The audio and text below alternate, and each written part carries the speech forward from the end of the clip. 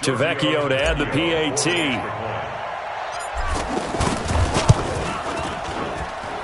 And he's got it. It's now a 4.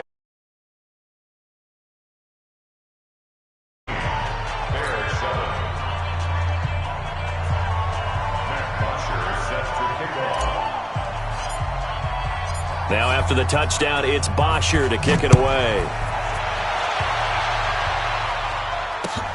This fielded at the 2. And he's up across the 25 and down at the 28-yard line.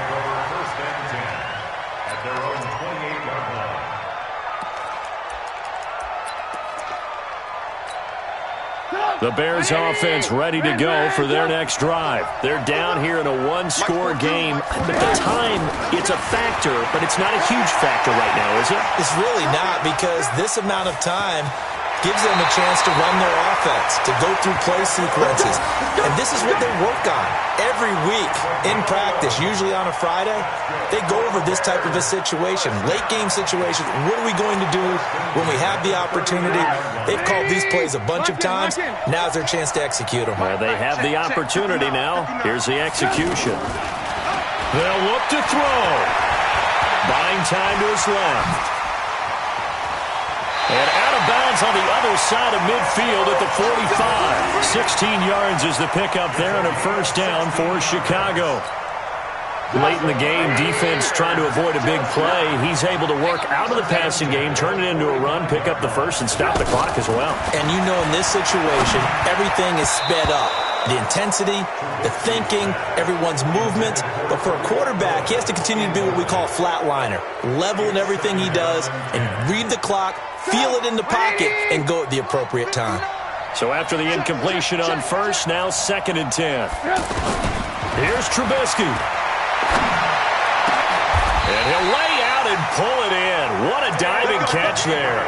And that's going to be good for another first down as the tackle's made at the Falcons' 27-yard line. The drive continues as they search for a tying touchdown. Here's 1st and 10. Now a desperation throw deep downfield. And incomplete. He dropped it in the end zone. These are the spots, this stage of the game, where it pays to have speed on the perimeter, doesn't it? It certainly does, and in the second quarter, he may very well have run by him, but in this situation, I know as a defender, I'm loosening up a couple of extra steps that allowed him to run with him stride for stride. Trubisky to throw. And that is incomplete. He couldn't hold on through the contact. Brings up 2nd down.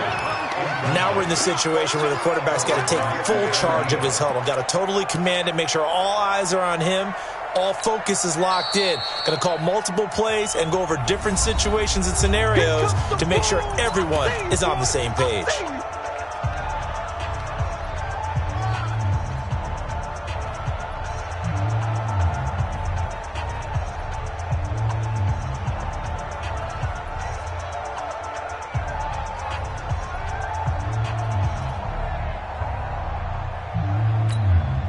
This offense was on the move. Now 2 straight incompletions have them looking at 3rd and 10. Hey, high 7. He'll look to throw. Looking left side, and he's got a man. It's Cohen. And he's out of bounds. Almost gets to the 10. The Bears on the move. They've got another first down. That's what they need right now. Get the first down, get out of bounds, stop the clock. Just playing smart football, understanding the situation, making the plays necessary, and making sure that clock stops at every opportunity.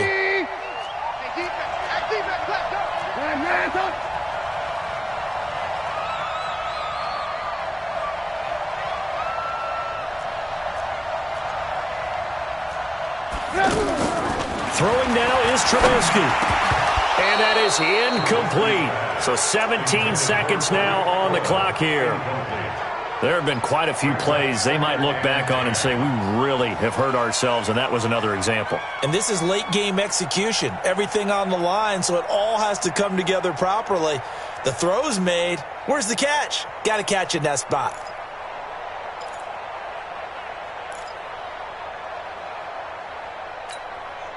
An incomplete pass on first down. That leads to a 2nd and 10. Get that ball. 942, 942. Hey, orbit. What you got? What you got, Eddie? What you got, Eddie? Now it's Trubisky. And he is across and in for the score. And now they can tie the game in the final stages with the extra point. Or they can go for two and go for the win. CD, it seemed like they were so focused on the guys out wide, they forgot about him out of the backfield. That's a really good point because you've got to communicate, and oftentimes when you start counting receivers, that's exactly what you do. You start from the widest receiver, work your way inside. Who gets lost sometimes? The back in the backfield. That's exactly what happened there. And he got into the end zone. This one tied at 14 now as he sends this one away. And this will be a touchback as that sails over the end line.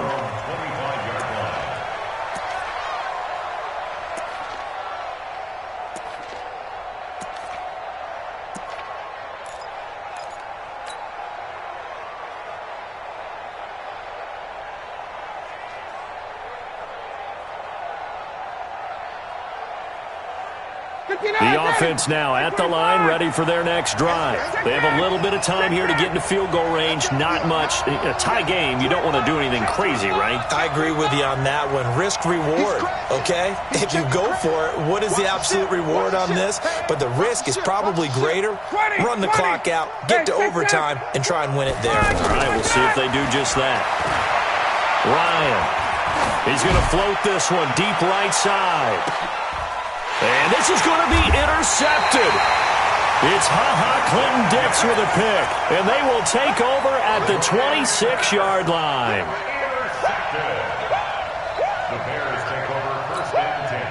At the line, prepping for their next drive, the Bears offense. Tie game, and barring something incredible here, we're likely headed to overtime. And just a couple of scenarios here to keep in mind. One, if you want to be really aggressive, you do throw the Hail Mary and see if you can get something downfield. What would you do? What I would do is either hand it off inside or more likely I take a knee and let the clock run out. Because if I'm back there trying to throw and a sack happens, the ball comes free, I can lose the game here. If I get to overtime, I can still win it. Let's see if they are in line with Charles Davis. It's a little teaching moment here. Overtime rules. Remind us how this goes, partner. Okay, so in the past, we had sudden death. First team to score wins, but no longer. Now, if the team receives the ball, scores a touchdown, they win the game. If they kick a field goal, though, or don't score, the other team gets a possession. And after both teams get a possession, then we're into sudden death. First team to score wins the game.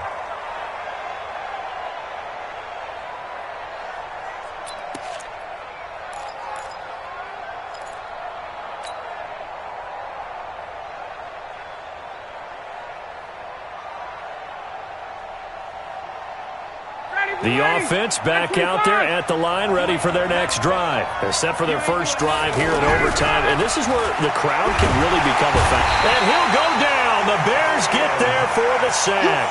Khalil Mack in there to get him yet again. That is his third sack tonight. They can't figure him out.